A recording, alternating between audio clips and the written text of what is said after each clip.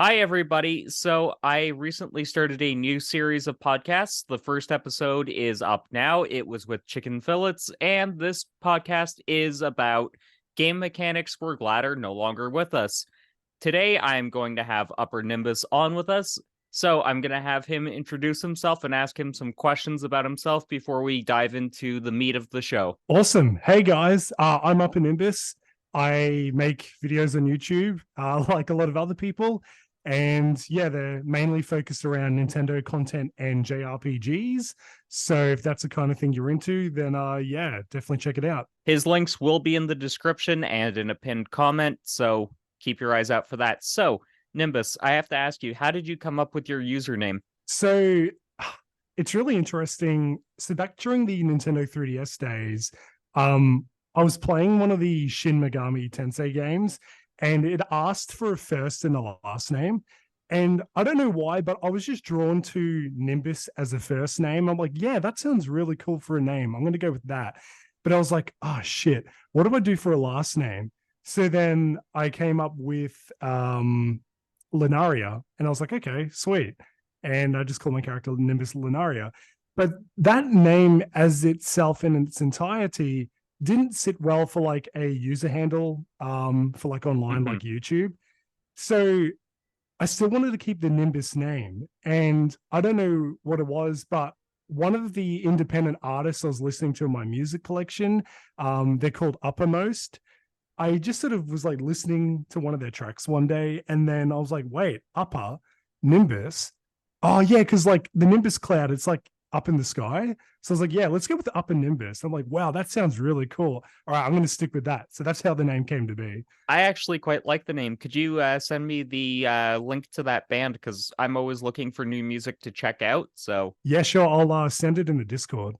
awesome. What kind of music do you generally like? Since this is actually the first time we're talking voice to voice, so I figured ask some get to know you type questions to ease you into a podcast since I've got loads under my belt. And I think this Yeah. is your first time doing so, is it not?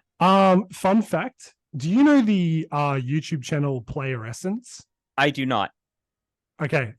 He's actually a big JRPG content creator. I think he's got like over 100,000 subs. So technically, for a podcast, I was actually on one of his podcast episodes 5 years ago, and that was pretty cool. And yeah, but that was like a long time ago. So I would say that this is a fresh new start for podcast style discussions. So Hmm. yeah, it's still pretty new to me, to be honest. Nice. So back to the question. What kind of music are you generally into? Yes. If I were to be honest, I love electronic music. So, things like drum and bass, um, dubstep, glitch hop, future bass, all that kind of stuff. That's yeah, what I listen to. That is an area of music I don't really know too much about. I actually tend to listen to mostly punk and metal, which a lot of people are surprised by when they find that fact out. Well, I would have been surprised, but I remember that episode you had with Chicken Fillets on his JRPGs and me. And I know you guys were talking about your musical taste in that episode. Yep. So, yeah, I've got that prior knowledge about you. But if I didn't watch that or if that episode never happened, then I'd be like, oh, really? Like, I don't know you're into like metal and all that. I'm guessing you would have thought I would be into more kind of like pop music, I'm guessing. Actually, I don't know. It's hard to say, but maybe something a bit more, I guess, generic or mainstream, maybe if I were to Hmm. guess. But I do like that you have that taste about you. That's awesome. And you've probably noticed on my channel, I tend to be very counterculture, even among JRPG enthusiasts. Yeah, definitely. I've picked up on that. Okay, so how did you kind of get into gaming? That is something I've wanted to ask as well. Well, it's kind of thanks to just already having a game system there when I was like born, essentially. Because I'm a 90s kid. I grew up in the 90s and I grew up with the Nintendo 64 and also a little bit of the SNES. And, I've always kind of been a Nintendo player. I have dabbled in the original PlayStation because my cousins had the OG PS1. And then also we've had both the original Xbox and the Xbox 360 in our family. So I've sort of dabbled in a little bit here and there, but I've mostly stuck with Nintendo. And yeah, it's kind of just been there from the beginning of time, essentially. We're both 90s kids, so I Yep. totally get it. Yep. I didn't grow up with one in the house until I was a little bit older, like 5 or 6. Yeah. At which point it was both the SNES and the Genesis, because I told this in the episode with Chicken Fillets yesterday, because I'm recording these back to back, which I'm actually surprised by because we were actually planning the weekend originally. We were, yes. But yeah, I started out with those and then saw Crash Bandicoot, needed to get a PS1. That was kind of my gaming story. Yeah, because I definitely know, as you say in your videos, you're a Sony pony. And Which yeah, I no, say that's mostly cool. jokingly because you've seen I will absolutely smack Sony around if they're doing something stupid. Yeah. Yeah, I've seen. What drew you to Nintendo of all the consoles? Like I mentioned, it was kind of the fact that well, actually, my older brother, he had Nintendo when he was growing up. So again, it was kind of a system that was already in the household when I came into existence, and just sort of being something to play as a kid. I was just drawn to the types of games that Nintendo had, and obviously, you know, things of that nature. And I think just because it is a childhood based thing, it's just been easiest to stick with the one kind of gaming system I've been familiar with. Like I know Nintendo's got plenty of different consoles over the generations, but having a Nintendo system is just sort of that console I'm used to. Mm-hmm. But like I did say, I have had Xbox in the past. That was kind of like my teenage phase where I was playing Halo, especially. And also, yeah, PlayStation, I've only been able to dabble in a little bit here and there, thanks to like different relatives having PlayStation in like their households. Yep. And like, it's not that like I'm completely biased with Nintendo. It's just that for financial reasons, I can only really afford one thing at a time. And I'm like, well, if I'm going to choose one of the three, I'm going to You're stick gonna to go what I with already know. nostalgia, Yeah, pretty much. I'm a nostalgia junkie. which is why I've stuck with PlayStation Yeah, entirely. Though yeah, I I get that. though I did always have like a Nintendo handheld going around, so I'm not completely not a Nintendo guy, if you know what I mean. Yeah, I get you. Like I do want to get the Switch successor when that gets announced, because Yeah, as a content creator, you realize that you've got to, set aside the finances for various different things, and basically a computer and 2 consoles are what you got to do. yeah. I'm guessing you'll probably pick up a PS5 at some point. Well, I know that they got is it the PS5 Slim revision that's Yeah. coming out? Yep. Yeah. I can Well, tell you I can tell you sorry. something. I would say buy the fat one, because that is going to be phased out completely, Right. and it's going to just tank so much in price over the coming months that you're going to be able to get them for like next to nothing. True. That's actually a really good point when now that you bring it up. Whereas the going forward, the slim model with the detachable disk drive is going to be the way forward. True. And that's Yeah. going to be the only option. So, and it actually saw a price increase. So, Okay. Well, I guess I'll have to look at the big boy model then. yep, definitely. Cool. So since you're a Nintendo guy, you are probably no stranger to experimentation and unique mechanics. Yeah. As you and Chicken Phillips were talking about in the previous episode, I know when you brought up the motion controls, and obviously straight away everyone would think of the Wii remote and the Yep. motion controls with the Wii system. So I know that ground's kind of already been covered, but I still yeah, want to know that's your thoughts on them. okay. Well, obviously when it was first a thing, I thought it was pretty revolutionary, and that's funny actually because The that's what the Nintendo code Power name Glove. was. Yeah, the Power Glove. Like going back to the Power Glove, even like that is something that was very experimental, well before the Wii era. But like with the motion controls, with like the Wii itself, Yeah, that was something I was really excited for when I was younger. Hmm. And some games worked because they kept the motion controls really simple, where all you would do was just like wiggle the remote and yeah, it would respond. But then there was other games where it was a little bit more precise with what they wanted you to do, and you thought, "Oh, this would be awesome! Like, let's give this a go." But And it then was just half too the fiddly. yeah, like it was so fidgety, and if you wanted to turn, say, like a key like through a lock, and it would just like turn the other way and then not work. And it's just like, are you serious? Yep. I definitely Yeah. remember those because, as you probably heard in yesterday's episode, I actually had the PlayStation Move. Yes. And that would happen sometimes, but because, there was the webcam to actually do some of the tracking for you, Yeah. it was a little bit more accurate. It still wasn't perfect. Mm. Have you seen some of the patents that have been revealed for what the Switch 2 might look like? Because I know Nintendo Life did reveal something, and it's kind of a step back, but it could be interesting. Is that the recent patent with the like? It's kind of like going back to the clamshell design of the Nintendo DS, Yes. and it's got like a third screen when it's closed. Yeah. Yeah, I did see that, and Which that's will very also act as a interesting. dual screen as well. Like when it's opened in like the Yeah. clamshell design. Yeah.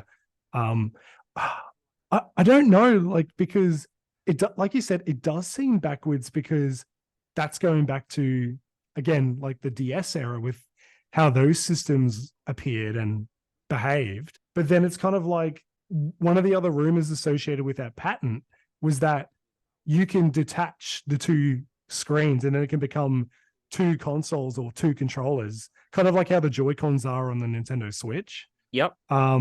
And that's interesting because it's like, imagine having the one system, but then you literally split the system itself in half. And then, sort of like when you passed a Joy-Con controller over to a second person, instead of it just being a controller, you're basically handing them another system. But I guess how that would work is there'd be a primary system, which would be the bottom layer of the clamshell. And then the top layer would kind of be like, maybe it would A slave stream a video device. feed. A Would slave you say? device a slave device is effectively like when Y- you're remote playing the PlayStation Vita or PS4 or PS5, because there are some workarounds for that to get your PS5 working on the Vita. It's not very easy, Yeah, yeah, not very fun. Don't recommend it. Um, yeah. but you can do it, and you can remote play some games. Okay, awesome. Well, maybe it'll behave like that then. Either way, it's definitely an interesting idea. It is because that the Switch formula, that hybrid device, I feel like it's a winning formula that Nintendo has struck gold with. Definitely. And it's sort of like if they completely split their console markets between handheld and home system again, I feel like that is definitely going backwards because they brought two markets together and they've had this really financially successful console. And then if they split it up again, like they're going to be splitting up their demographics, and there'll be some people like, well, no, I only want to get the handheld, and then other people be like, well, no, I only want to play at home. Yeah. So I feel like they need to somehow maintain the hybrid formula going forward. From some of the patents I've seen, they are going to maintain the hybrid formula, thankfully. Yeah, thank God. I do definitely find it interesting because there are rumors that Sony's looking to get back into the handheld market. And honestly, I do think that would be very beneficial for them Yeah. because they've got lots of smaller studios who could pump out some really experimental games on a handheld. And that would be really fun, actually. Yeah. And like the other thing is, we know the handheld market is so massive in Japan. And obviously, with PlayStation being Japanese produced and made, within the country of Japan. But I also know that PlayStation is very popular in the West. But I feel like if they could succeed in a handheld variant for PlayStation, because I know that we had the PSP, we had the PS Vita. I know PSP was it was fairly moderate for sales, and then I know Vita kind of flopped a little bit, unfortunately. Which was mostly down to Sony not knowing how to market that one. Yeah, and like, yeah, it's such a shame because the Vita was actually a really sleek and sexy console. And it was And they, actually a joy to use for the most yeah, part. like it felt very intuitive. And you know why it And felt so intuitive, right? well, I mean, me personally, like I'm a very simple guy. I just personally like the feel of it. Like just, to me, just the Mhm. feel of it in my hands was just, it felt right. Like it just sat comfortably in the palm of my hand. That's just me though. It was definitely a very ergonomic console, but here's the Yeah. interesting thing. Behind the hood, they actually were using a modified variant of the Jelly Bean operating system for Android devices. Really? Okay, that I did not know about that. Yeah. So it was effectively an Android phone that had been heavily modified, at least for the internals, Oh, okay. Wow. and on the operating system level. Okay. See, this goes to show that I'm not much of a tech guy. I'm more like a consumer, and I have observations as a consumer. But yeah, I don't know. Me and tech stuff. I don't mesh well with tech stuff. I'm a little bit of a tech guy, but not super hardcore into it. I just, Yeah, if I pick up some little interesting factoid, then that's kind of cool, but yeah, otherwise I'm not going out of my way for it or anything. yeah. No, I know what you mean. But I really think that if Sony decides to pivot from the PlayStation Portal, which is a useless device, into a full handheld again, I Yeah, think that there could really be some interesting competition between Sony and Nintendo. definitely. And I feel like that would be really fun and healthy for, like, I guess the gaming market. Definitely, Sort of like, yeah, because if you think about it, Xbox has effectively the Steam Deck because of Game Pass. yeah, So Sony has nothing at this point in time, yeah. and Nintendo, they have the hybrid system. So Mm. I would say that the face of handheld gaming has changed, but it's not dead like a lot of people say it is. Yeah, I don't think it's dead either. I definitely feel like they're very conscious and well aware of how successful that handheld market can be. Mm-hmm. And again, with Sony being Japanese based and the, like I mentioned, the handheld market being so gigantic in their own country of origin, you would think that they would try and get back into that at some point.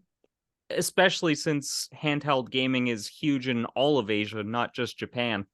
Yeah, no, you're right. It is, because like when you think about like mobile games, like all those things, like is it like Genshin Impact and Honkai Impact, like all that stuff. Yep. Yeah, like that's massive in like Eastern Asia, like just across the board. And since Australia is pretty close to that type of the world, what would you say Australia tends to skew towards?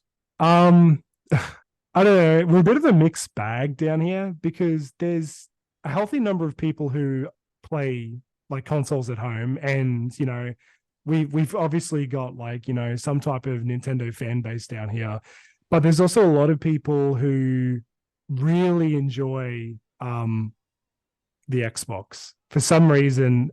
From my knowledge, there's a lot of people who are just playing Call of Duty and things like that. Well, they um, certainly won't be affected by the Activision Blizzard merger. no, not at all. Yeah, I might be affected, but only for Crash and Spyro and maybe Tony Hawk. Those are the only properties from them I actually give a shit about. yeah, yeah, definitely. Um, so I kind of was going to ask you, since the Nintendo DS had the dual screens, that definitely added to a lot of unique mechanics. Mm. What are some mechanics and ideas that Nintendo has done beyond just the motion controls that you're just like, Nintendo? What the fuck were you thinking? Oh geez, yeah, you really put me on the spot here. Okay. So I've got to think, because we all know, as we mentioned, the motion controls are, it's been a bit of hit and miss over the years, and then it's sort of just gone down the shitter. But in regards to other things that Nintendo's done, I would say, does it have to necessarily be game mechanics It can that be are, it can be mechanics, hardware. This is completely your area. Whatever your kind of big issues in gaming yeah, are, you have permission to air them out on this show. Okay. Okay, I've got a really big one, and I'm sure there's a lot of people who would agree with me. Now, I've been really frustrated over the years, especially when you think the Nintendo Switch would have had this by now, even with like a hardware system update. Why don't we have voice chat with our friends That is properly? definitely something I'm surprised Nintendo hasn't incorporated, but they've done so many things with the Switch that are so anti content creator, I would say. Oh, yeah, that too. Yeah, Do you want to get definitely. into that topic since we're I kind of brought it up and I can tell that you've got some frustrations there just from the sound of your voice? Yeah, well, in regards, I guess, to freedom of content creation, say on YouTube, especially with Nintendo products, like I've been lucky that any footage I've used for Nintendo games hasn't been copyright struck. And what I do sneakily, you know how like with YouTube videos, like you'll have background music, right? Yeah. So I kind of always look for remixed versions of music for games Mm-hmm. because if I just go straight for the actual intellectual property for a game, it could be anything. Like it doesn't have to be Nintendo, it could be absolutely anything. Like there's the high risk of that audio being detected and then it might be blocked in some countries, for example, or the Yep. video might be completely muted. And that is really annoying. And yes, that can apply to Nintendo as well. But that's why I sort of look for remixes because I'm like, hey, like this is this song, but it sounds a little bit different because it's a remix. So it's not actually going to get that copyright detection. So that's one of my workarounds with background music. That is And definitely a good one to note. I'm yeah, kind of lucky being a very Falcom focused content creator in that they're like, mm, yeah, just use our music. We don't really mind. It's because it helps promote the game. yeah. And like that's the other thing is it is anti content creator to have restrictions like that because like it's literally hindering, as you say, it's hindering the exposure for a game to have awareness to a wider demographic. You know, because like if people are able to freely use gaming music in like their videos, and then you know people in the comments are like, "Oh wow, I really like that background track. What was it?" And then you know the content creator can have a link in the description or they can reply to the comment. But if you like nullify that completely and be you know and if a gaming developer is like no we don't want this like used whatsoever for fair use, then it's just harming their own game's exposure, and that's annoying because And their brand to a degree. yeah, like it sort of tarnishes their popularity and reputation if it's something that they keep doing as well, Mm-hmm. and I Which don't like is that. actually why I kind of dropped Nintendo for the longest time because I just was like, you guys are doing so many anti-consumer things, and I'm just like, Yeah, I yeah, can't. definitely. Shit, I was gonna say something and my brain just went completely blank. It happens, man. It happens to the best of us. Oh yeah, definitely. Oh yes, I remember now. So one of the things that I was kind of bringing up about the fact that they're very anti-content creator is the fact that they don't have any YouTube integration. They don't have any Twitch integration. Oh, like officially, you mean? Yeah, Yeah, that's a bit frustrating. because I know you don't have a computer. What is your workaround for getting your Switch footage into an editor? Um, well, I kind of just find pre-existing trailers and gameplay on YouTube, and then I just sort of maybe somewhat download it from there with an external third-party program. Gotcha. No, I thought I would ask because I thought that you might use some original footage sometimes. Uh Funny thing you say that. There is an upcoming video where I will have to actually use original footage, but it's going to be going via the Nintendo Switch capture mechanic on the system because you can record up to 30 seconds at a time. Which And is then, too bad. Like it's so small. Like yeah, I know. But luckily, with the idea I have in mind, it won't need to stay on the same camera angle essentially for like more than 30 seconds each. Like it's going to be swapping fairly regularly. Hmm. So the 30 seconds won't bother me too much. But It's going to be a yeah, ball like to kind of work around it. yeah, it'll just be a lot of excess footage and a lot of trimming down and trying to find the best angles. What is the video if you're willing to give a little preview? I don't really want to spoil too much because it's kind of like, I guess it's probably going to be the next video on the channel. I was going to have a new video this week, but because I've been so sick, uh, it's been very difficult to like have the energy to rush something out for this week. Mm-hmm. So the thing I've got working on the background, I don't want to spoil too much because I want it to be a surprise to people, but there may be other people involved. I'll just say that. Awesome. Yeah. What are Speaking? Oh, Oh, go running out ahead. of time. Oh shit. We've got 9 minutes, so we will just like speak for a couple more minutes and then we will do the 10-minute cooldown and then do another meeting. It's fine. Okay, cool. So we actually have to wait 10 minutes afterwards. Yeah, that's one of the major disadvantages of the free version of Zoom. Ah, okay. That sucks. Yeah. um Oh, so what are some mechanics that you've really just hated over the years for gaming?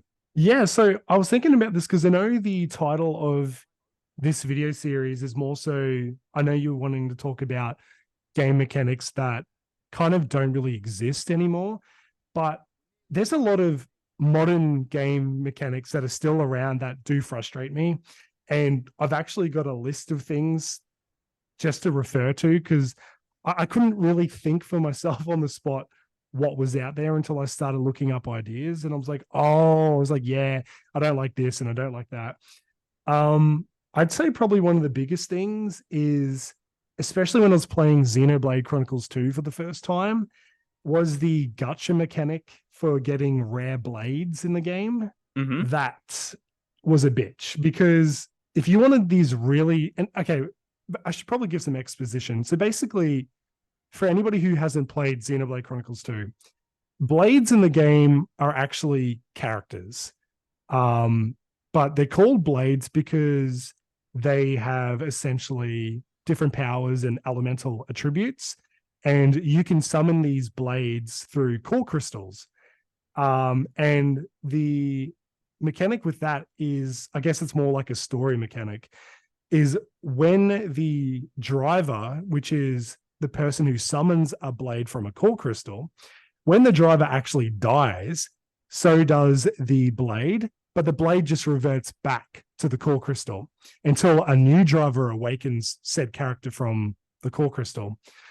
So anyway, there's different types of core crystals. There's common core crystals, uncommon, rare, and then there's legendary. So if you want some of like the really super rare one-off blades that you can add to your collection in the game, so these are characters with unique designs and abilities, you have to farm the rare core crystals and the legendary core crystals to have the best chance possible with getting a rare blade. And farming those core crystals is tedious. There's actually a specific place in the game you can speed up the farming process, but even doing that is so time consuming. I remember being there in the game literally for days and weeks on end in real time, trying to farm all these core crystals just to summon the last couple of blades I needed for my collection. So basically what I'm saying is that gacha mechanic is really frustrating in games, especially when it like hinders your progress in like the campaign. I think you're going to have a mild grievance with Trails into Reverie when you get to that game. Oh god. There is a gotcha mechanic, but it doesn't impact the game too severely. Right. It's just a case of if you really want to grind and get all of the best gear for everyone in your party, Yeah. you can literally go into the Reverie corridor and just go through the various different trials and stuff that you got to go through, and basically you can just beat up monsters and then get like items, these different orbs, basically spheres. I Yeah. forget what they call them. My brain is sticking right now. That's okay. That's all good. But basically it's like, oh yeah, you can just do that and then it'll do a gacha style mechanic and give you skins and quartz and items. Yeah, I can see myself getting frustrated with that gotcha system. 100%. I could see that happening. They also have a gacha for characters who aren't relevant to the story, but you can use in the Reverie corridor. Oh, wow. Okay. Interesting. Yeah, they do a little bit of everything with it, and the thing is, I don't find it too annoying, but I can see why gacha mechanics would be annoying to people. Since we have only about 4 minutes left in this particular Zoom meeting, we will take a 10-minute break and then come back. Sounds good. Okay, if you want, we can switch over to voice call on Discord for 10 minutes. Yeah, sure thing. Okay, see you in a few minutes. All right. See you then. Okay, so we are back after a little 10-minute break because Zoom has this very not nice mechanic where they decide to, punt you after 40 minutes if you're using the free version. Here again with Uppernimbus, and we're going to be discussing some of the mechanics in gaming that he really does not like.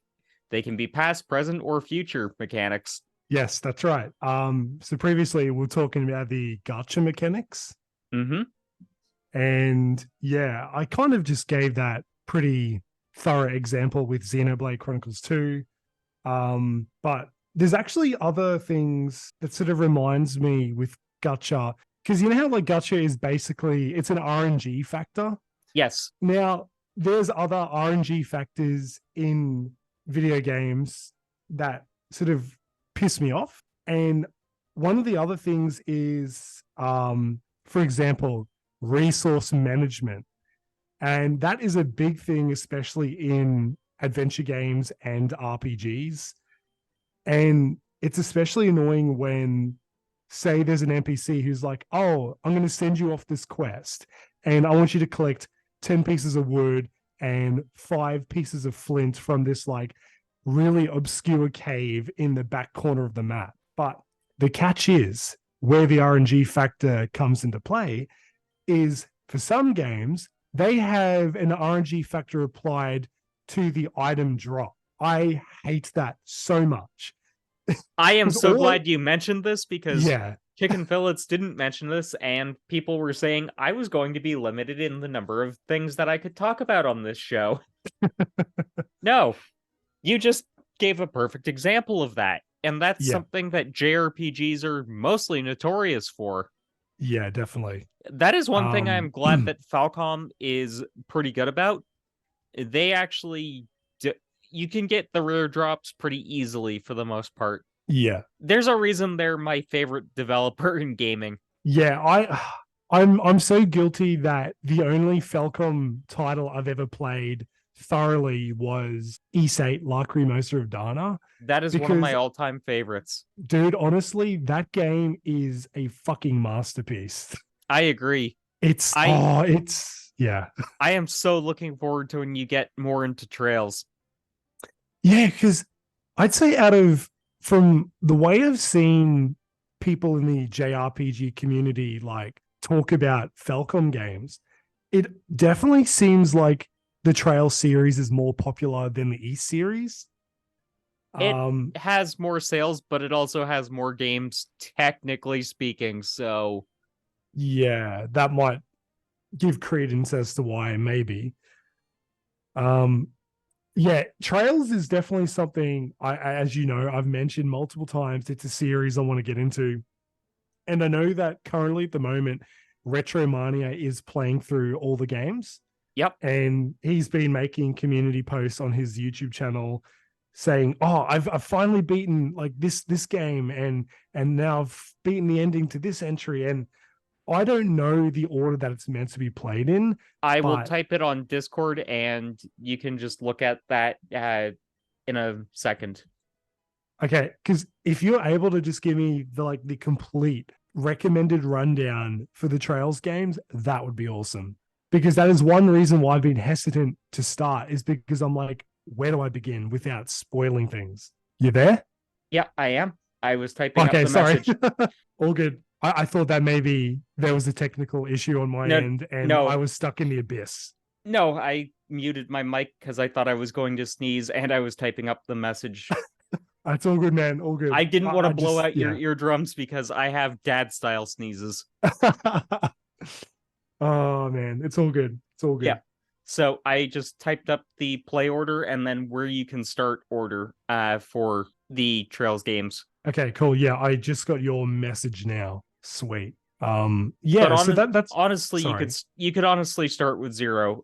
It would spoil a few things from Sky, but it wouldn't be like super terrible, if you know what I mean. Yeah, so like nothing too detrimental to playing from the beginning with zero. Yeah, you would kind of like lose out on it would be kind of like getting into an anime that has a overall arching story and getting in Right. on like a pretty early arc, but not the first arc, if you know what I mean. There Right. Gotcha. there's some connective tissue, but your brain would just be like, okay, these events just happened off screen to you. Right. Well, that might make things a bit easier because I've actually got Trails from Zero physically on Switch. Nice. So that is pretty convenient because that means all along I could have actually started with the series if I go from zero and completely skip Sky 1 to 3. I would say when you get your computer, pick up Sky 1 to 3 on Steam, Yeah. Well, I just because mean, they're such great games to have anyways. yeah, I do have a computer. That's what I'm talking to you on now is my PC. Oh, I But for some reason I thought you didn't have one. no. I think what I might have said was I have a very basic computer, so it's not too highly demanding. You do know that Sky 1 to 3 was designed to run on Pentium 3s, right? Okay, all right then. Well, I'm completely set. Yeah, they were literally made to run on potato hardware even for the time they came out on. Oh man, what have I been doing? I've just been like sleeping on this. My guess is you've probably been like, I have a basic computer, I don't even want to try gaming on it. Yeah, that's kind of the that's the thought process for sure. Yeah, literally though, dude, Sky was like originally designed to run on Pentium 3s and then they just ported it over to Windows 7 and up. Okay. Wow. Yeah, it you can see it really does not have demanding requirements at all. Okay, awesome. Well then, yeah, it's something that I will have to put as a priority for my backlog I guess Merry because Christmas from me. That can be your yeah. Christmas Well, present. thank you I for the can information. well, I was gonna say I could maybe gift you Sky One. Oh, dude, you don't have to do that. That's all good, man. No, Well, it's thing is I like to do gift exchanges with my content creator friends whenever possible. So all right. Well, yeah, maybe we can organize something over Discord if you want to do that. yeah, I do, definitely. Okay, cool. And then obviously, like if there's anything I can do in return, like just let me know. I Yeah, don't know what I can do, but just let me know. we'll do. Awesome. So yes, back to mechanics because we're Yes. getting a little sidetracked. Yeah, my bad. We're both loopy, if you guys can't tell. Yeah, especially me. Um, I'm gonna pitch out a mechanic that I really have never been able to get into. First person dungeon crawling RPGs. Oh, dude, yeah. I'm not a fan of them at all. You've played SMT games though, so Um, yeah, I've played. It was what was it? I think it was Devil Survivor 2 on the 3DS, and that was more of a tactical RPG, like turn based, like mhm, kind of like Fire Emblem top down chess style. gotcha. Um, I because it's been like 7 years since I even played that. I don't have the game anymore because I got rid of my 3DS collection, and it's only in recent times I tried to start recollecting it, but I I don't bet have you're that kicking game. yourself now. Yeah, because the prices of those Atlas games are ridiculous. They really are. That's Uh one reason why I pick up Falcom games physically as soon as they release because I'm like, yeah, I'm not getting screwed over on this one. exactly. And the thing is, like, if you let this is the thing with JRPGs is you kind of have to buy them day one because the limited prints for them is just so abysmal, especially here in Australia. I kind of mentioned that in a video I made a few weeks ago, 10 rare Switch games that you might own. And yeah, most of the games are JRPGs for obvious reasons. And the prices are a little bit extreme, especially in Australia. If you ever come out to Canada, you are going to be so spoiled for choice because we have literal niche hobby stores that have tons of JRPGs, stuff that even I'm not Oh aware of. man, god damn it! And they What is have it with? and they have them at reasonable prices too. Yeah, like this is one thing that is so backwards about Australia is we might be considered a first world country, but we're like the odd one out because we're so far away from the rest of the modern world. And I hear all these amazing stories of like, people in the UK, America, Canada, and they can just sort of within reach go to a convention that specializes in uh, buying and selling and trades with retro games, rare games, JRPGs, Oh, in and then Canada, we actual don't even. designated stores. Oh, in Canada, we're not even limited to just conventions. We've got, as I mentioned, the dedicated stores. Yeah, like that is not something we have at the cusp of our fingertips down here. The closest thing we have, well, there actually is one retro store where I live. Um, it's called Super Retro, and yeah, like as the name implies, they specialize in retro games and games across the board. But it's one store in one very specific location in my city, and that's kind of really about it. You know what? You've kind of given me a business idea. Yeah. I'm going to type it on Discord. You can talk for about a moment. Okay, sure. Um, what to talk about? Game mechanics, yes, of course. So I don't know. I think I've kind of covered a lot of ground with the RNG system in games. Oh yeah, like the what was it? The um collecting resources, and it's got the RNG factor to say that there's a particular item you need for a fetch quest, and you go to the location, like you can look up a guide online and you'll be like, yep, okay, sweet. So this one item is in this corner of the map. I'll go there. But unfortunately, It has like a the 1% drop rate or something stupid like that. yes. And you have to keep reloading the map by leaving the area, go to another part of the world, fly back in, like warp back in, and then just hope that it actually spawns. But because it is such a low percent chance, like 1 or 2%, you have to keep doing it over and over and over and over. And you could be there for like up to an hour or 2 hours or even more until it appears. Have you found that modern games have gotten a lot better, though, about respecting the player's time compared to the retro games we grew up with? I would say yes, because there's a lot of, especially with remasters, they do introduce the quality of life improvements for things of that nature. But I still see in some games that they maintain that random factor of rare loot drops. And I will agree that it's a very difficult thing to balance because obviously they want the player to spend a bit of time doing said quest or filling in parts of the game. But at the same time, if they make it too hard to obtain, then like it just makes me want to give up at that point. And I'm someone who's really obsessive about 100% completing my games. That's also another reason why I might only play a handful of games per year is because I'm obsessing over completing a game that I'm already playing. We're the same Sometimes, way. yeah, you feel the same. Yep. I Yeah, will say this, you are going to be digging yourself through a massive hole when you get into the Trails games. yeah, and especially because there's so many of them as well. Oh Jesus Christ, like trying to 100% JRPGs on that caliber, I have no idea how I would be able to accomplish that. I'll let you know this. Sky 1 to 3, they're fairly short by modern JRPG standards.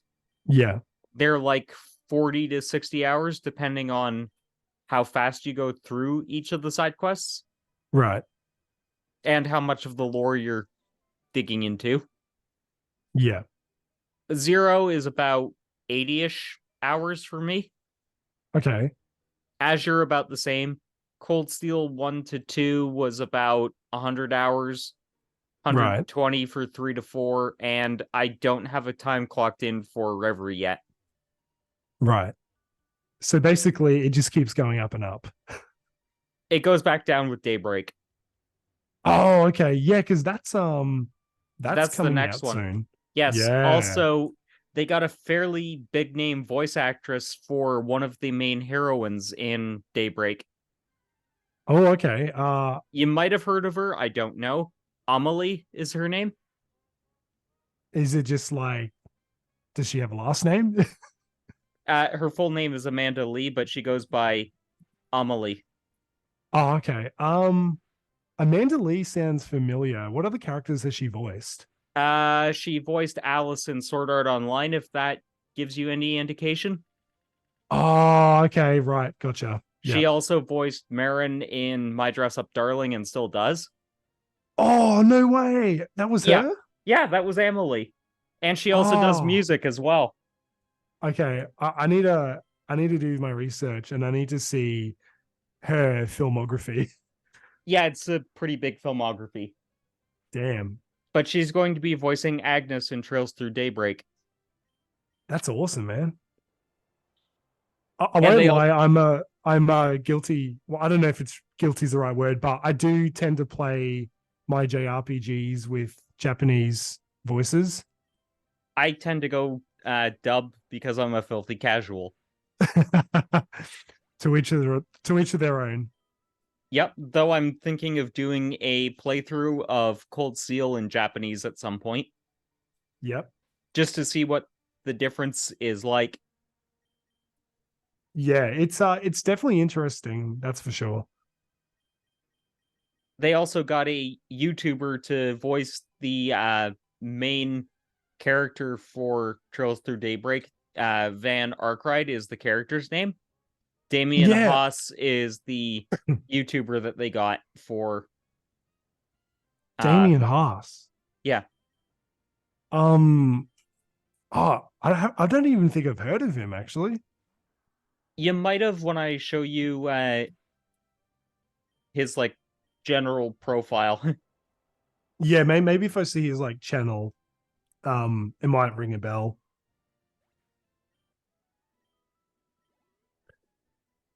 So what other gameplay mechanics did you want to bring up that um annoy you? One that I find really annoying is limited ammo. Oh yeah, especially well, obviously I would say in shooter games. Yep. Um but like that's excuse me, I just had a belch, sorry. That's okay. Uh, that is one reason I've never been able to get into Resident Evil, and one of my big issues with The Last of Us. Yeah, because they're survival horror shooter games. Yeah, At I mean, I'd say it's a deliberate mechanic because it's they want you deliberate, but to. it makes it hard for me to get into. Are you kind of more like a?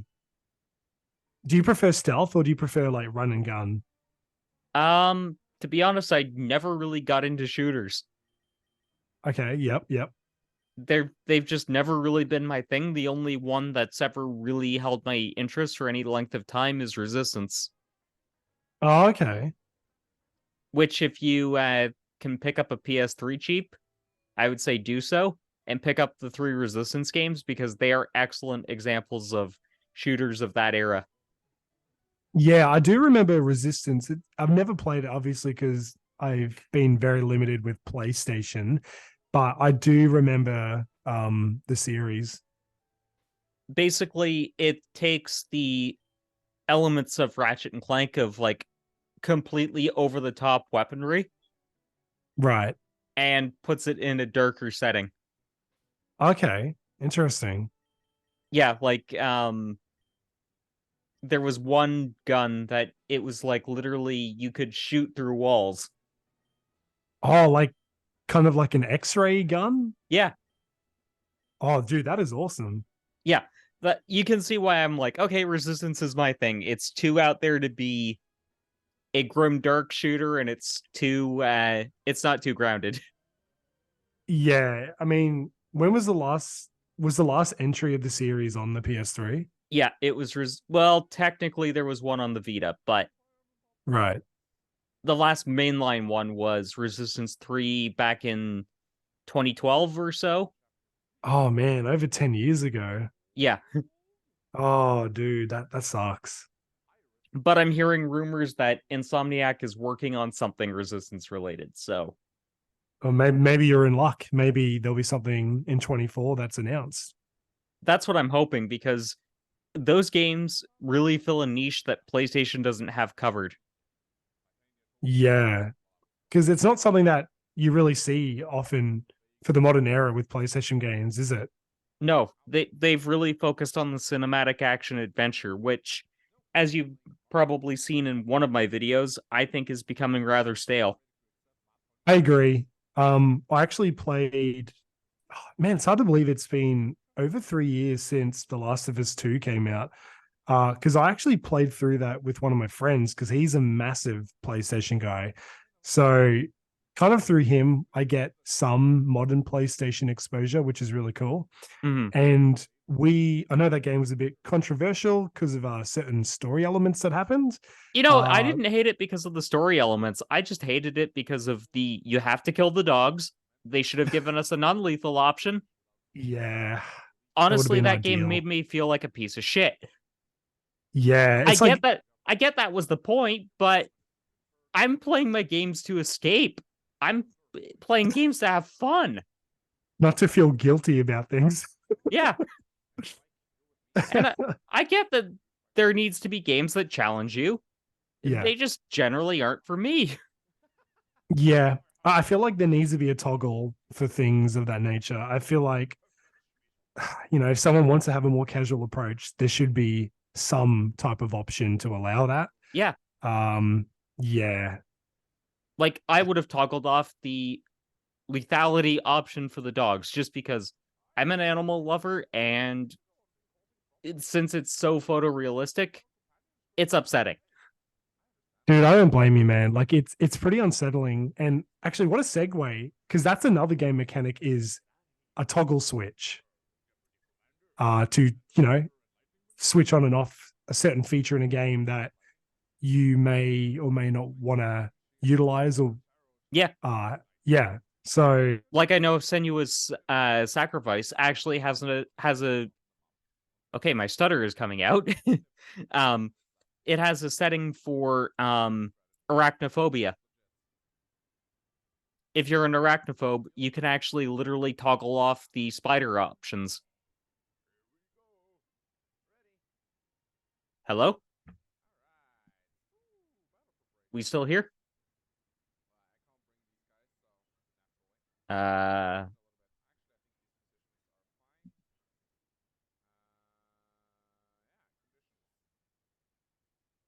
I guess I'm in the void.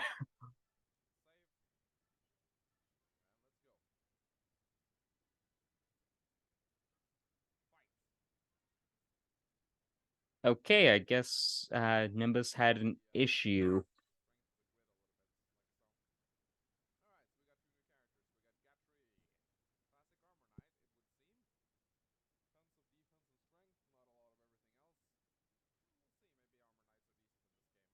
Can I how do I invite?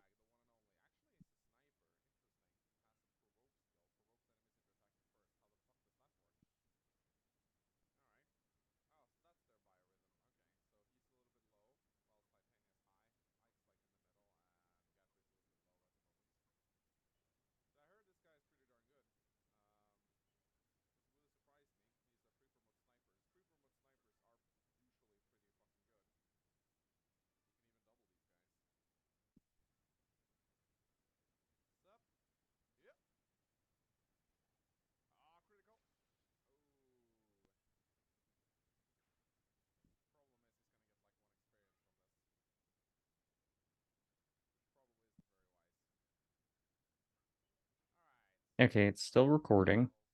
It's good.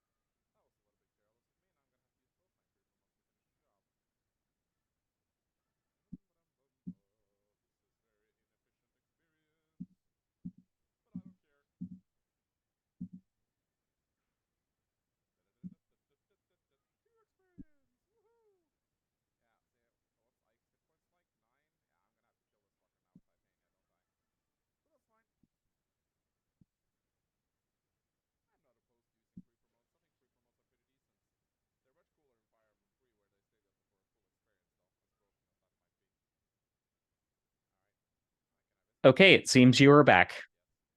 We are back. I am so sorry about that. I have no idea what happened there. It just completely dropped out. Yep, I get that all the time because my internet service provider sucks ass. I feel you there, man.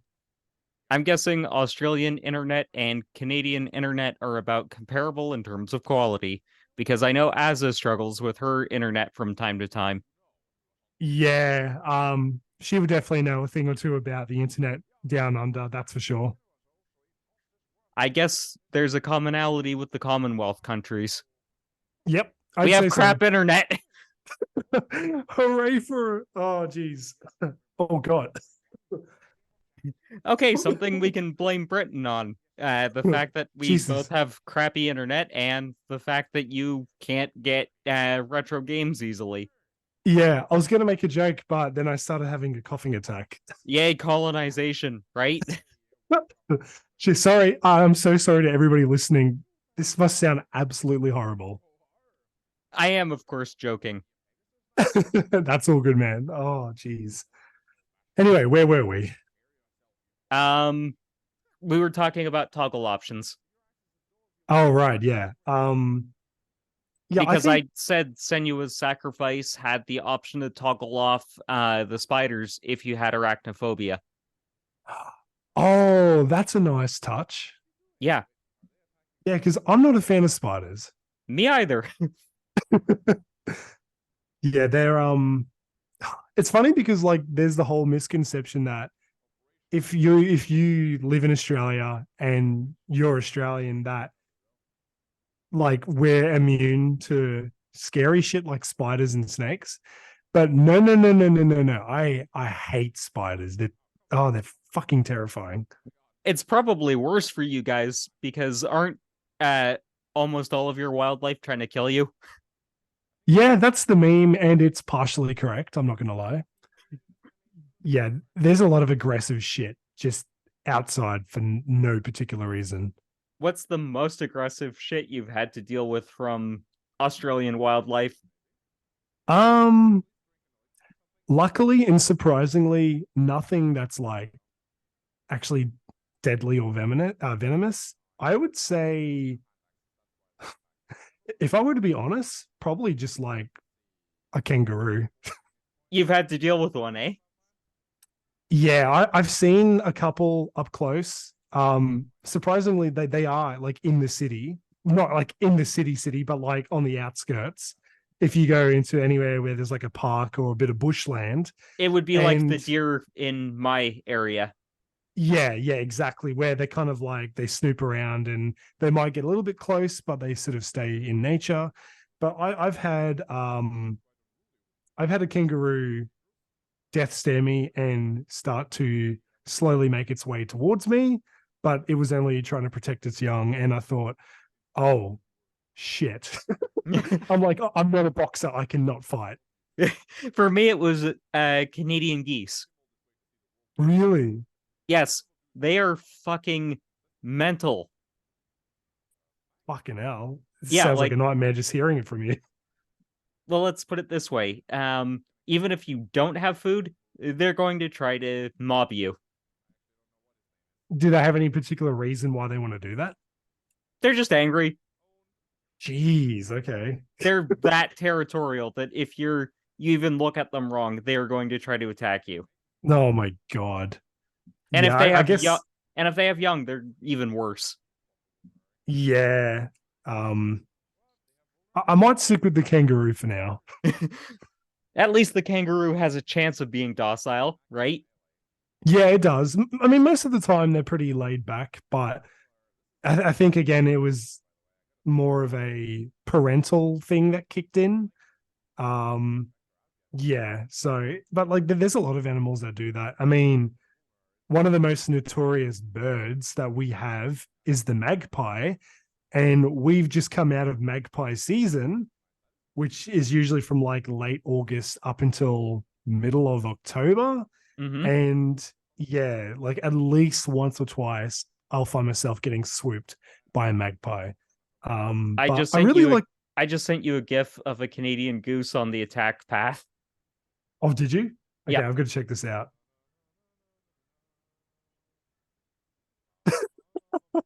They will Oh come my running at you god. screaming like that. Jesus. Yeah, I can even hear it screeches through the phone screen. Yeah. God damn. You can see why Canadians are like, yeah, they are literally our anger encapsulated. Yeah. Oh my god, no, fuck that. That is literally the stereotype about our wildlife is that Canadians are nice because all of our anger and weirdness goes into the goose. It's your arch nemesis. Yep. But at the Jesus. college, I would actually get mobbed by them if I had poutine. Oh man. And That's they would chase people into the campus buildings. oh my god. Into the actual buildings. Yeah. Wow, that's next level. Yeah, they're very, very aggressive. Anyways, So back to mechanics. yes. Oh, I will let you We've know only that. got 6 minutes left in this particular session. Yeah. Did you want to like wrap up the episode like in about 5 minutes? Yeah, or as close to as possible. Okay, awesome. All right. So I'll leave it to you. If there's another game mechanic you want to bring up, hit Um, me. so one that I am like really thankful that's been kind of removed is a lack of training mode in fighting games. Oh, okay. Right. Because back when they were arcade games, the developers did all they could to hide the move sets from the player bases. Oh, okay. Whereas when they transitioned to console and had a almost death roll, basically, Yeah. they started having to include moveset information. They started having to include frame data and all of that kind of thing. Yeah, because I know that's a big thing in the competitive fighting scene. Yep. And again, that technical stuff, most of the time it goes over my head. I try to keep up with some of that information, but I'm just like, what's going on? Yep. Um, what are some other like mechanics that have like you're glad have been removed or added? um, Again, like I'm just like looking at this list here of things that sort of like grind my gears because a lot of them can still be found in most games, but Yep. I guess another thing that kind of really gives me the shits is probably I don't like escort missions in games. I hate Yeah, escort fuck missions. those. Fuck those. I am so fucking glad they fucking died more or less after PS3. Yeah, like luckily it's something that isn't too prevalent with modern games, but it's I think it's something I've because definitely developers realized that no one fucking likes them. yeah, like they're like, oh, this is like a fun, little side quest or a challenge we can throw in the game. But then it's like, well, no, because I want to progress the story. But now I have to like, fucking handicap this disabled NPC who's like, having a spaz in the corner of like the room. And it doesn't help when you have to like essentially hold their hand through corridors, trying to Yep. not get them killed.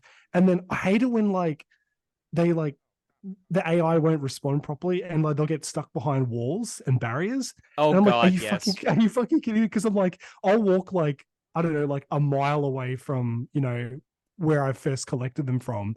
And I'm And like, they're okay, hooked up on something. yeah, yeah. And I'm like, wait, where the fuck did they go? But like the character is still talking to you, like the next to you. And you're like, I don't see you anywhere. Where the fuck are you? So then you've got to backtrack and like try and remember where you came from, especially if you're going through like a mazy corridor. And then you just see them like literally like half merged into the side of a wall. And they're just It's so like, bad in open world games. oh God, yeah. Yeah, that would be terrible for open world games. It's where I run into that issue the most. Mm, So, yeah. rapid fire. What are the rest on your list? And we can maybe pick up a future episode at some point and come back and discuss those. Yeah. Okay. So things I've written down. So we talked about. Have we talked about quick time events? No, we have not. And if you want to, we could always like take a 10-minute break again and come back. Okay. Well, because I know that like you did about an hour with chicken fillets. I don't want to hog like all the screen time, and Honestly, it. dude, it doesn't matter. I just let these episodes go as long as they need to, and the fact that we had technical issues that wiped out about 8 minutes, True. I'm That's a good fine. point. I'm fine with just like ending and coming back, and yeah. Okay. Because like there's a lot of things that I've written down, but I feel bad, like, because if we talk about them all, like that's not going to give any leeway for any other guests if they've got like similar ideas. Well, the thing Um, is, they might have different reasons for disliking something than you do, so we'll just true, true. we'll just end this little segment. We'll wait 10 minutes and then we'll come back because you had the tech issues. I feel bad that that kind of took out 8 minutes of your time. Okay, all right. Well, we'll do that. Maybe we can end it now and then we'll come back in 10 minutes. Yep, sounds good to me. All right. Well, I will chat to you soon. Yes. Awesome. Okay, we're back for a third time because technical difficulties wiped out quite a lot of chunk for the last recording, so we are kind of back. Welcome back again, Uppernimbus. Thank you for having me. Yes, no problem. So, what were you saying before Zoom basically decided we'd run out of time and needed to insert more quarters? Yeah. I think I was bringing up the quick time events in video games. You were, which is something that Yeah. me and Chicken Fillets covered a little bit yesterday. Oh, you did too. Yeah. That's right. You did. I only, We did, yeah. but the thing is, your reasons for disliking them might be different from mine, and I don't think that Chicken Fillets is all that bothered by QuickTime events from at least his response. Yeah. To me, like, it's not like too, uh, what's the word I'm looking for? It does annoy me, and I'm not a fan of QuickTime events, but I wouldn't say it's completely game breaking. Like if I have them come across in a game I'm playing, Yep. but actually one of the games I'm playing recently does incorporate QuickTime events, and I'm playing through AI the Somnian Files Nirvana on Switch. That is a game I've And actually wanted to try out. What do you think of it overall? And are you going to okay, be reviewing it for your channel? um, no, because I feel like me personally, if I'm going to do a game review, I'd like to review something that's trending. Because if I go back and review something that's like been around for a couple of years, I feel like the viewer engagement will be minimal. I kind of want to target things that might be, happening in the now. But if I ever got big enough, then I'd probably look at doing retrospectives on some older stuff. Nice. But in regards to the game, I'm a massive fan of, because I think the same developer that does the AI Somnian games is also the same team that does the Zero Escape series. Okay. And I love those games. They're like really niche. Like not many people have heard of Zero Escape. And there's three games that fall into that trilogy. You've got 9 Hours, Nine Persons, Nine Doors, which is the first game. Then there's Virtue's Last Reward. And then the final game in the trilogy is called Zero Time Dilemma. And basically, they're a visual novel esque kind of game where there's a lot of dialogue and branching pathways. Mm-hmm. And the games are really big into like philosophy and questioning different ideologies that like exist. And there's always a sense of urgency in the game where it's kind of like, in a way, playing a video game version of the Saw movies.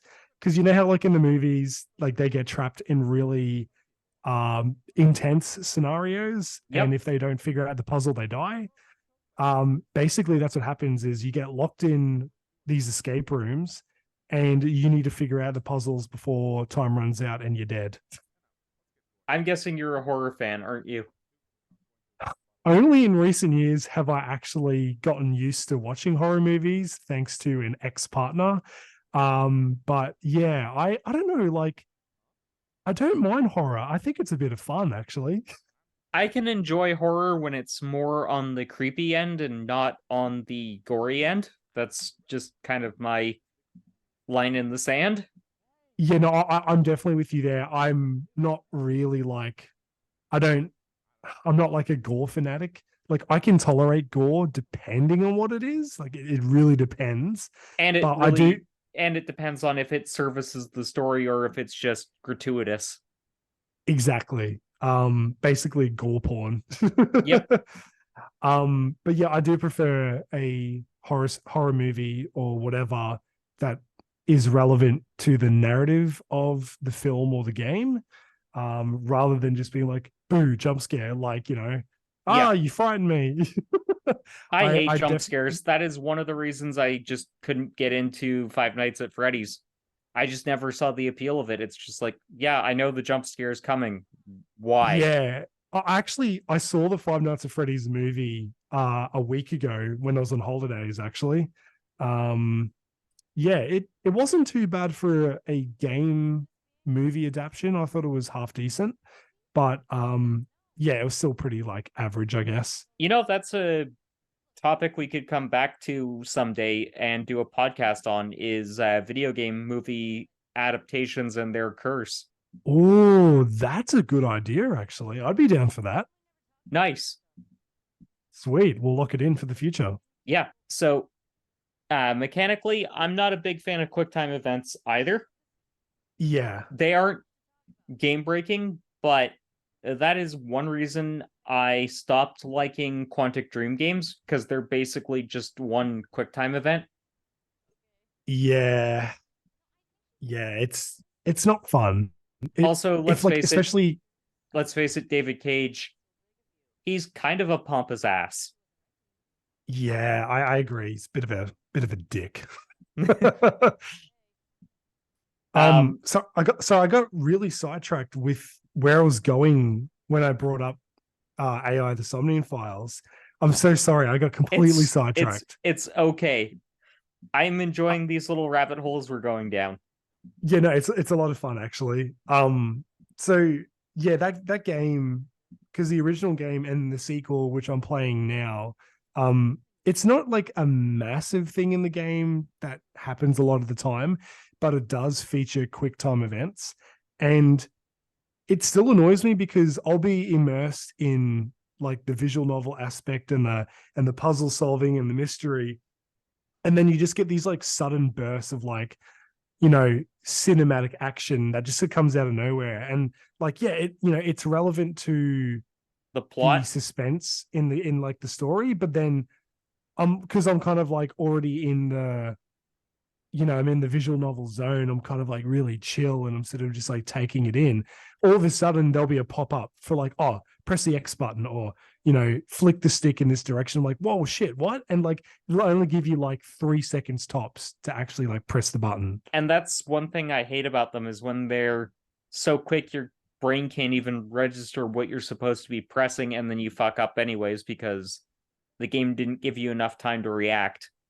Exactly. And especially when there's like two buttons on screen instead of one. And it's like, okay, tilt the stick down and then press the A button or like wiggle it around in circles and like rapidly mash the B button. I'm like, dude, it's not that I can't do this. It's just that I was not expecting this. And I'm like, this is like detracting from like The the mood I experience. was in. Yeah, yeah, it was. And like, again, it's not um game breaking for AI the Somnian Files, but it still takes me by surprise every now and then. And I'm just like, I wish I didn't have to do this so I could just more so enjoy the motion I was already in, but they Hmm? sort of change it up and then just like, here we go.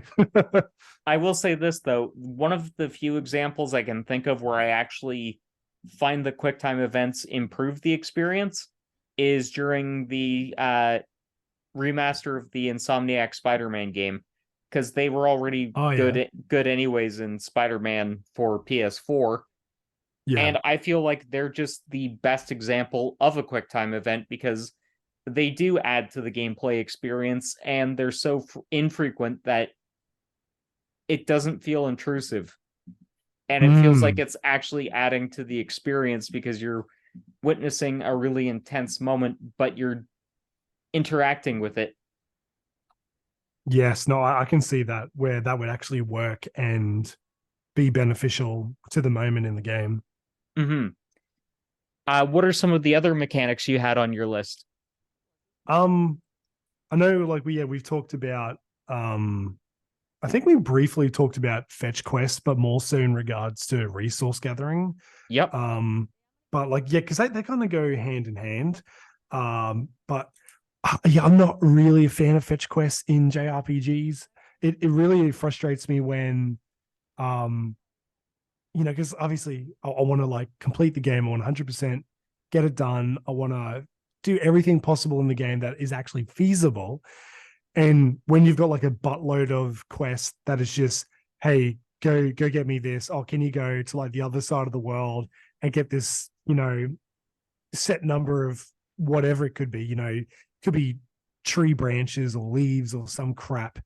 And I just hate the unnecessary back and forth between areas on the map.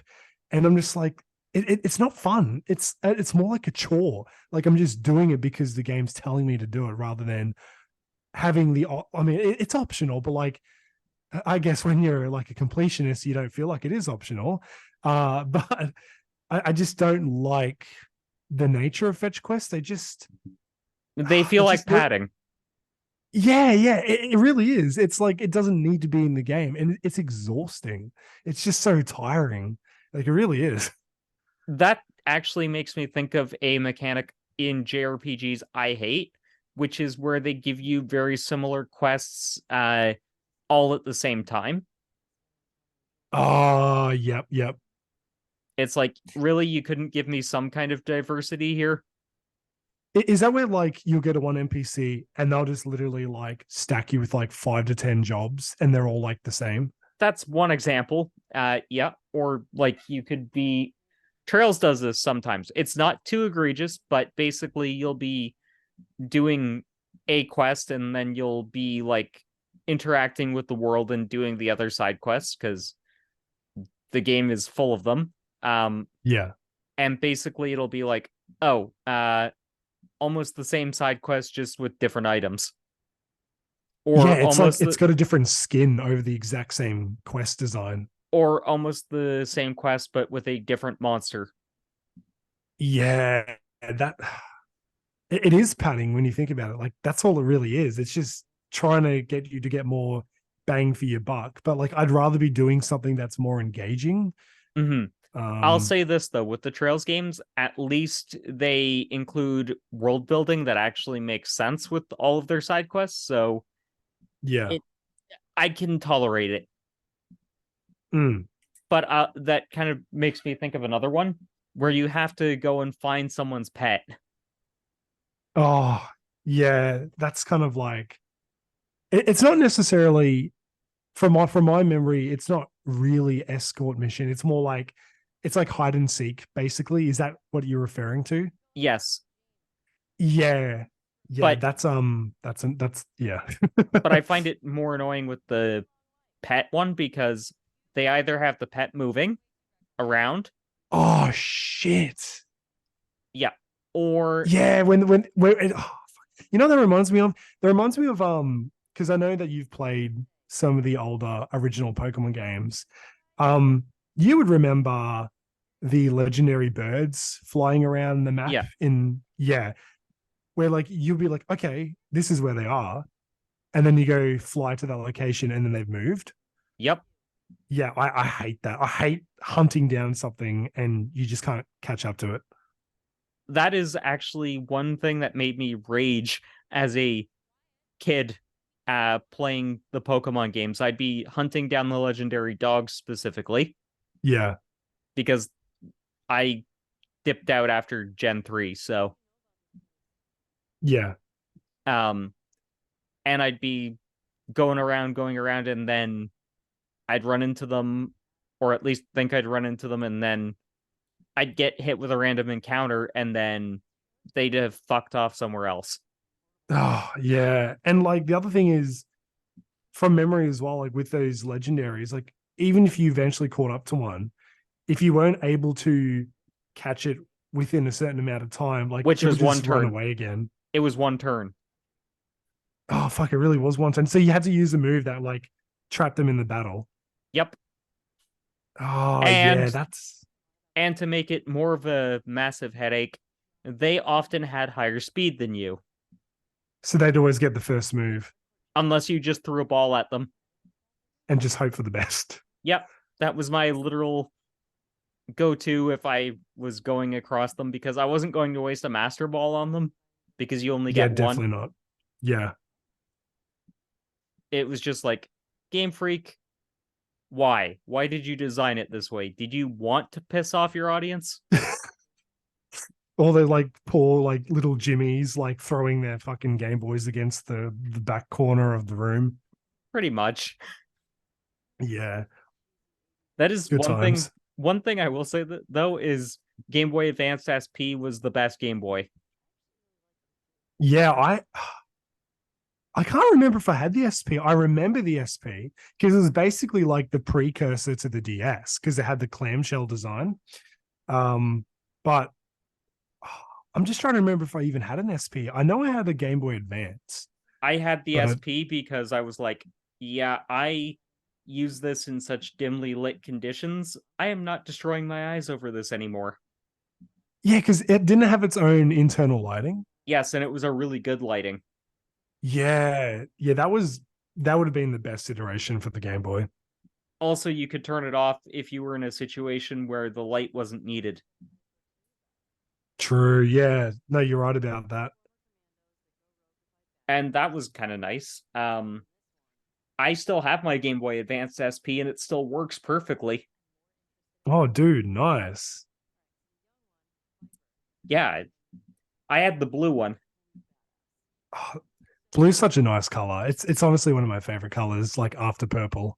Blue and purple are my two favorites as well. There's Oh, actually a dude, reason. really? Yeah, there's actually a reason I love Seto Kaiba's season 1 design in Yu-Gi-Oh so much. Oh, of course. Because he wears the purple coat. Yes. Oh, dude. I just love that like color scheme. It's so nice, man. It's so sexy. I agree. I also find green and purple together a really nice combination. Oh yeah. Because there's like I know you haven't played any of the newer Pokemon games, but My last I th- one was Ultra Sun and Ultra Moon. yeah, did you mention that in the previous I episode did. with yeah, you did, that's right. Um it was in Pokemon Sword and Shield. Like I'm not a fan of those games, but I end up playing through Sword version. And I think it was the DLC. You go to like this tropical, semi-tropical island, and one of the trainers, her name's Clara, and she's like a poison type trainer, Mm-hmm. and she's kind of got like the green and purple aesthetics because like she's all poison type. So Yeah. purple sludge, green sludge. Yep. Um, okay, I know this is going to sound really weird, but in East 8, Lacrimosa of Dana, right? Yeah. You know how like obviously like there's collectible items, like there's a lot of like natural items in the game that you can collect. Yeah. This is so random and so weird, and I'm sure I've weirded out people enough already in this podcast, but I really love the visualization of the Digitalis leaf in that game as one of the collectible items because it's Same here. a great. Really? It looks nice. Exactly. You know what I'm talking about. Yeah. Like every time I collected that item, I'm like, I just feel like I feel at home. Like I feel like really cozy and like this feels nostalgic for some reason. Probably because East borrows a lot of mechanics from Zelda and vice versa. Yeah, yeah, I can see that. Definitely. Because here's the thing, Nintendo and Falcom actually have a friendly rivalry going on where they're always trying to one up each other with East and Zelda. That's kind of been the thing since East first became a thing a year after Zelda did. Wait, is that really a thing? Yeah. Oh my god, dude, I had no idea. Yeah. Basically because like it's Japan, so game developers are all drinking buddies when you get right down to it. Yeah, they They are, aren't always they? they always have friendly competitions with each other and they're like, we're trying to do this mechanic. Okay, we're trying to do this mechanic but better. Oh, that is so cool. Man, I need to look into that, eh? You can actually really see the influence of Ys on Zelda and vice versa now, can't you? To be honest, not exactly, because again, I've only really played East 8. But if I go back and I play the other East games, I'm sure I'd be able to see the connections because I'm a massive Zelda guy. Like I fucking love Zelda. Then I think you're going to really love East 9 because it has less of a focus on the combat and more of a focus on the exploration. Oh, nice. 'Cause I do have East 9. That is in my collection. It's sitting there. So that's something I need to play. I would definitely recommend it. My first East game was Memories of Celceta. Was that on the PS Vita? Yep, it was. It's now on Yeah, I remember that. it's now on everything, but Yeah.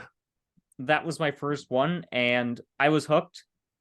It has the least amount of Zelda-like elements, I would say, but Right. I really love it because that one has probably the best combat that I've experienced. Okay, cool. Whereas East 8 is like the most balanced. It gets the mix of exploration and the mix of combat down perfectly, I feel. Yeah. And East 9 tries to be the uh, black sheep of the family and it tries to um, go back to an older time, which I totally love. Mm. But it basically, you know how East is pretty upbeat, right? Yes. Yeah, East very upbeat. East 9 goes for a more dark approach, or East 9 goes for a more dark approach, I meant. Yeah, because like that's sort of like the game set in like sort of like what would you call it? Is it sort of like gothic castle designs? Yeah, Yeah. That's actually another theme I really like in games, which is why I should probably play the Castlevania games at some point. Um, I my know the Mad editor Belmont will is be on to me probably about warming that. up his vocal cords now because that is like his thing. Yeah, yeah. um, yeah, I will definitely be playing East 9 um at some point. But Nice. see, that's the thing. That's the thing is like because I've been really it's it's not that like I've been fully procrastinating playing any new games. It's just that I've had a lot of trouble, like especially having a new job over the past year and a bit. Just trying to like balance a lot of things like yeah, work, Content partner, creation. content creation, which has been recently this year. So it's all still like pretty new to me, like to keep it as a somewhat regular habit. And I'm like, oh, because I'll finish work of a day, and then I'm like, okay, let's get stuck into planning another video, and then that'll like take the rest of the work afternoons, like, and then I'll find myself the weekend comes, and then I'm seeing my partner, and then I'm just like, oh, there goes another week. Yep, I'm actually struggling with that same thing, and I'm finding that I'm just more divided between the games that I'm playing, and I can't focus on them as much. Yeah, it's tricky because like there's things you have to sacrifice. Like if you want to make game time, you have to sacrifice other things you would do in your spare time. And like this week, because I knew that I wasn't doing any video creation for my own channel, it actually gave me a little bit of free time to get stuck into um putting up a file for AI the Summoning Files Nirvana. And dude, honestly, like after not playing a game for like 6 months, I mean, I've played things here and there, but like it's just previous progress with Zelda and all that jazz. But to actually start a new game from scratch has been one of the best feelings because I have not done that in like ages. I bet. One thing that I tend to try to do, this is just my particular workflow as a content creator, is Yeah. to load up for a couple of days and have Mm, that and just like do all of my videos in bulk and yeah. then schedule them throughout the month. I definitely have thought about that. I've thought of doing a backlog, but again, like weekends would be the best time for me. But like my weekends just get taken up so quickly. Luckily, this weekend I actually have free time up my sleeve, and I've definitely been pondering in my head about at least having maybe two videos backed up and sort of come together over the weekend. So that would be cool. But I'd say when I go on annual leave, because I'll definitely be booking leave off probably sometime in December and into January, I should have about maybe 3 weeks in a row off. That would be the perfect time to do a backlog. I could like cram a whole bunch of stuff in like the first week and then have that set up for like a month. And then maybe in the last 2 weeks, I could just like play games. I'm curious, what is your average kind of output for videos as a content creator? Because I try to put out 3 videos a week, but that's only because I'm trying to reach the tier 2 partner. So I kind of am like doing the bulk thing over the quality at this Yeah. particular moment. So Yeah. Like, no, like this, there's still definitely quality in your videos, but like, I guess you're lucky in a sense because you have a discussion and then I know that like it's like gameplay overlaid. But see, the thing is like I get so obsessive with like different ideas and I'm like, oh, that would make a cool intro or that would be funny to include. And then I start thinking like, oh, what live action segments will I have, what gameplay will I have on screen, like what's the, I guess, the message or the emotion behind the video. Like I get so obsessed about it that like I take so long. And as you know, it's a massive process just to make one video because you have to have an idea, you have to brainstorm, and then you have to do at least some script writing, and then you got to go film it. You got to like, collect all like props if you're going to have something like that involved with live action segments. Obviously with me doing collection videos, there's a lot of physical elements that need to be on screen.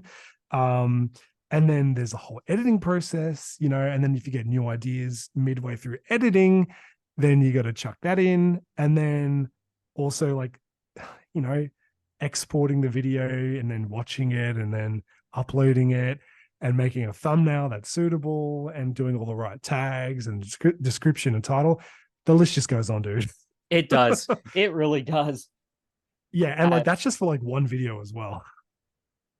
And I'm like transitioning my channel over to the quality focus over the quantity focus, but I'm doing it slowly because I still need to, keep up the pace to get my content like bulked out for tier 2 partner, which I'm currently at 3,400 watch hours and 675 subscribers. Yeah. And yeah, once I'm like partnered to tier 2, I'm just gonna like transition to one video every week instead of 3 videos in 1 week. And that's just gonna be so much better for me overall. And then I'll like, of course, include like the odd breaking news video, but that is going to be much less of a focus going forward. Yeah. And I definitely see that, like, because you definitely have at least up to 2 to 3 videos a week. And it is important to feed the algorithm and pump out content because like the more content you have, the more exposure your channel will get and hopefully the more views and all that. So you're definitely doing the right thing for trying to speed up that process. But yeah, like at the same time, quality is also really important because if people see a rushed job, then they're going to click off. And that's why I get so anal about uploading a video. Because if I'm not happy, because like obviously like I'll create a video and I'm, the editor and all that, but I'll always look at my videos like I'm the viewer and I'm the consumer. And if whatever I'm consuming, like watching of my own content before I, finalize it or upload it, Yep. if I'm not happy, then I'm like, okay, that means that the viewer isn't going to be happy. And yeah, it needs to be complete to the point where when I'm watching it, it feels like I'm watching somebody else's video. That's sort of like the goal when I make a video. That's always my goal as well. Michael. My goal. Oh, sorry. I thought you said Michael. I'm like, I have not. I'm like, who's Michael? Sorry, your goal. Yes, your goal. Yeah. I guess I kind of fumbled it in terms of how I said it. Honestly, dude, like you've been speaking pretty damn clearly. Being Australian, we have like really lazy speech and slack jaws. So I'm sure there's quite a few times that people will just be like, what the fuck did this guy say? Honestly, you've been really clear as well. Okay, well, no, thank you. I appreciate that. And I know that I you're dealing with post vacation cold. yes, if I didn't have this, because like I'm so nasally at the moment, if I wasn't run down, I would be speaking more clearly. But also the other thing is because it's like nearly 2 o'clock in the morning here, I'm trying to be somewhat moderate with how loud I am. Yeah, So there's also that. you've been very clear. So Okay. were there any other mechanics you wanted to discuss, or is that just about everything? Um Honestly, man, like the list could go on. I What I'll do, I'll bring up. How about this? How about you bring up one more? Oh, okay. What's that? We got 10 minutes left. No, wait. Yes, there it is. There's the last 10 minutes. Okay. How about you bring up one last mechanic you want to talk about, and I'll bring up one last mechanic. Gunsway. I hate Gunsway. Gunsway. What's Gunsway? Okay, so you know how in The Last of Us part 1 and part 2 how early on your like aim would be very very unsteady and you'd be like move Oh, it would sway all over this fucking screen. like when the reticle is just like moving on its own, and you're trying to fight it, like tug it, like Yes. going fishing essentially. Yes. Yeah, I hate that. That's shit. And the thing is, in The Last of Us, Ellie and Joel should have some of the steadiest aim possible because Joel's been surviving for how fucking long? Fucking eternity. Yeah. And Ellie, she actually has some military training, as is evidence in the first game. Exactly. So, like, they should have maybe not the steadiest aim, but they shouldn't make it feel like you're trying to fish with your gun. I know, right? And it because it kind of like breaks the lore immersion for like the character development as well. If they're just all of a sudden like absolute noobs at their own professions, like Yep. it there's no logic behind it apart from, oh, it's a challenge for the player. But it's like, really, like, can't you come up with a better solution? I mean, the Uncharted games are mega challenging and they have minimal gun sway. And Nathan Yeah, Drake is supposed to just be a normal dude, so how the fuck can he hold his gun more steady? I have no idea, man. It's just like plot armor. I don't know. Yeah. So, what was the last mechanic you wanted to bring up? And I will definitely have you featured as a guest again in the future so we can discuss more and we'll have it maybe a bit more structured next time because we were both pretty loopy today and just chatting because this is the first time we're actually chatting.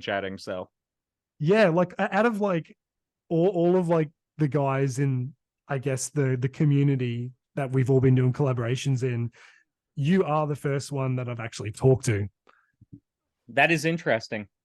Yeah. There is maybe a possibility that Chicken Fillets and I will chat at some point, because I know he's maybe suggested the JRPGs in me concept. But I have to hear back from him about that. I'm sure you'll hear back from him soon. Maybe he might even be in the comment section here. Who knows? Well, he comments on Um, almost all of my videos, so I wouldn't be surprised.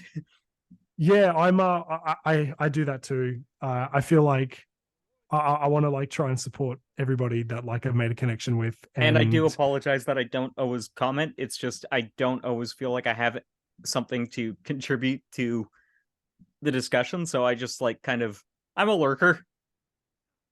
mate, it's all good. It's all good, man. Like, I get it.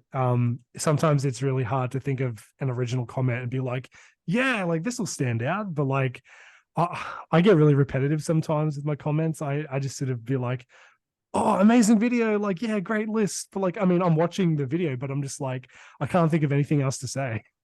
Yep, I know what you mean, and that's why I'm like, yeah, I don't need to. Yeah, that's all good, man. Okay, now back onto topic.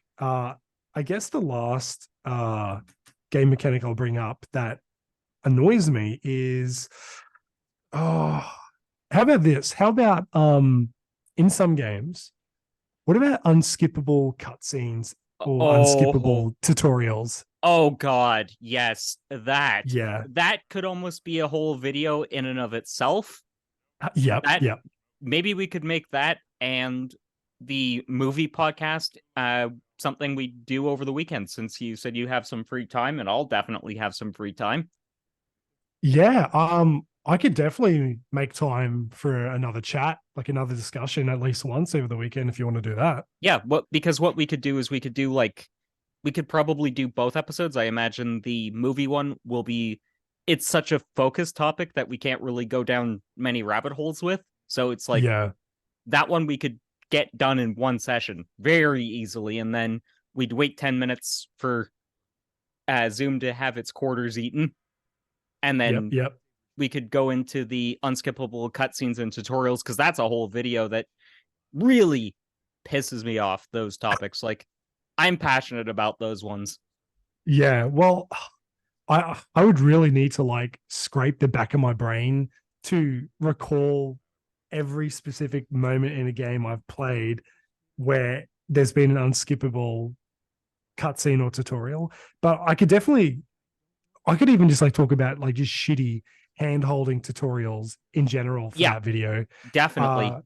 Because yeah, maybe you could focus more on like unskippable cutscenes and I could just more talk about like tutorials that are just like unnecessary and just really childish, like childlike. Pokemon does that Yeah, a lot worst for both. contender. For both. Yeah, definitely.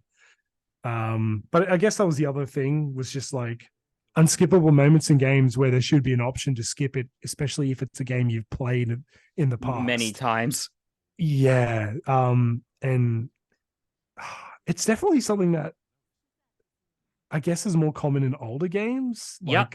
Like, I found that it really hit its peak during the PS3 era when games were just starting to become very cinematic and developers seemed to have this whole ego stroking. They're like, look at how yeah. beautiful our cutscenes are. You can't skip them. Fuck you. It's like they put all that time and effort into the visualization of what you're quote unquote playing, but like yeah, like there should still be an option to skip a cutscene if you want to skip it. Because there's people out there who just want to play a game for a game. Like they're Yep. not interested in the narrative or the story. Me personally, and I'm sure you're the same. You enjoy a good story with really deep plot. Yep. But if it's something, yeah, like I've played before, or maybe there is a narrative driven story that I'm just happen to not be interested in, but I really like the gameplay. You want to be able to skip it.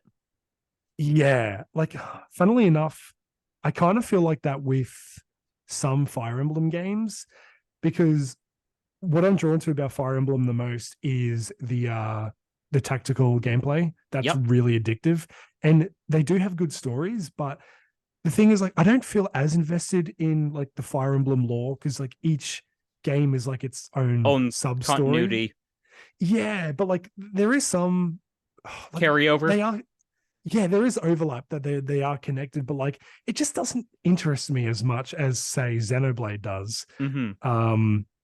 Like oh Jesus Christ, I hope one day someone somewhere who's another Xenoblade like fanatic ask me, hey, do you want to do like a Xenoblade discussion? Because I could talk about Xenoblade for like the rest of eternity. I Well, if fucking the love that Switch franchise. 2 becomes backwards compatible, I'm definitely going to be picking up the Xenogear games or Xenoblade games, and I will Yeah. definitely be like that with you. So, thank Okay. you for Awesome. coming on, Uppernimbus. We literally only have 1 minute left, so I am going Yep. to sign off.